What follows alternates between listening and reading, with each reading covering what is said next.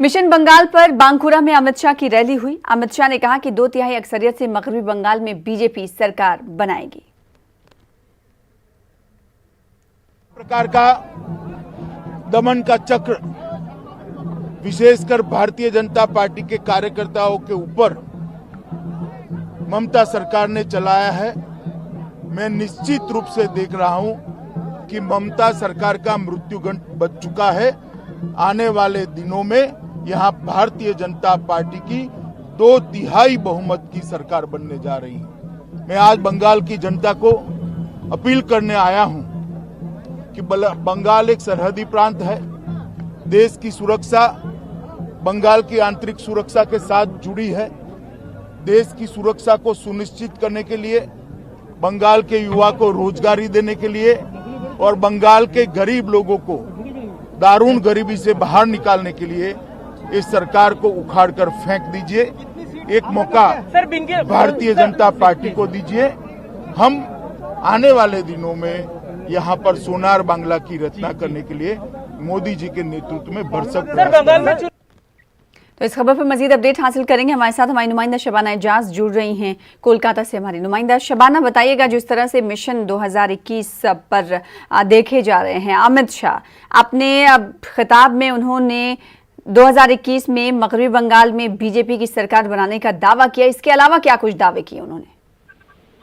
बिल्कुल सना, आपने देखा होगा कि जिस तरह लोकसभा इलेक्शन से पहले भी वजीर दाखिला अमित शाह बार बार बंगाल को लेकर जो है उन्होंने कई ऐसी बातें कही थी और एक जीत का दावा किया था और इसका नतीजा भी लोकसभा इलेक्शन में देखने को मिला था।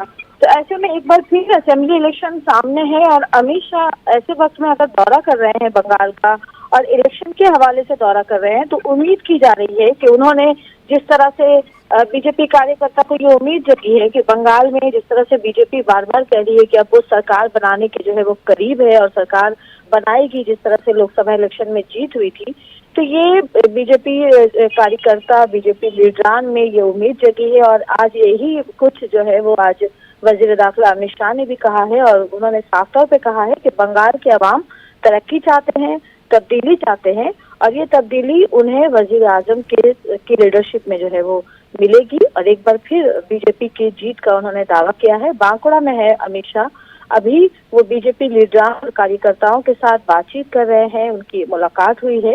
अब जो है वो थोड़ी देर के बाद ही वो एक कबायली खानदान में जाएंगे जहां वो दोपहर का खाना खाएंगे। तो इस दौरे की खास बात यह है कि बीजेपी इस दौरे से जो बंगाल के जो कबायली जो बिरादरी है, जो SC/ST है, जो OBC है, उनको जोड़ने की कोशिश कर रही है। तो एक तरह से हम कह सकते हैं कि जो वोट की जो राजनीति जो शुरू होती है और जो कमजोर तबकात हैं, जो उन्हें साथ लेकर चलने की जो बात सामने आती है, तो आज उसी पर पहल करते हुए वजीर दाखिला आज उन्हीं कमजोर तबकात के साथ जो है वो आज आगे बढ़ेंगे। और यही वजह है कि हमने देखा है कि वजीर आला ममता बनर्जी ने भी इसी तरह के ऐलानात किए हैं और रिफ्यूजियों के लिए उन्होंने जो है उन्हें घर देने की बात कही है, लीज जो है वो देने की बात कही है, उन्हें उनकी जमीन का मालिक बनाना है। तो एक तरह से जो बंगाल के जो कमजोर तबकात हैं, जो SC/ST जो जिनकी तरक्की के दावे किए जा रहे थे, आज के दौरे में वजीर दाखिला अमित शाह उन्हीं तबकात को साथ लेकर जो बंगाल की सियासत में जो मजबूत कदम जमाने की जो बात होती है उन्हें साथ लेकर जो है वो चलने की कोशिश करेंगे। लेकिन साथ ही साथ सना, आपको याद रखना होगा कि CA और NRC को लेकर बंगाल में एक बड़ी तहरीक चल रही है और आज जब वजीर दाखिला कोलकाता से बांकुड़ा के लिए रवाना हुए तो उन्हें ऐसा ही एक एहतजाज का भी सामना करना पड़ा। लोगों ने हाथों में बैनर लेकर जो है वो गो बैक के नारे लगाए। तो एक तरफ CA और NRC को लेकर भी उम्मीद की जा रही है कि जो वजीर दाखिला का जो दो रोजा दौरा है, इस ताल्लुक से भी कोई बड़ा और अहम बयान सामने आ सकता है। हालांकि कैलाश विजयवर्गीय ने भी साफ तौर पर कल ही कहा था कि CA असेंबली इलेक्शन से पहले जो है वो CA के ताल्लुक से जो है वो हुकूमत आगे बढ़ेगी, मरकजी हुकूमत।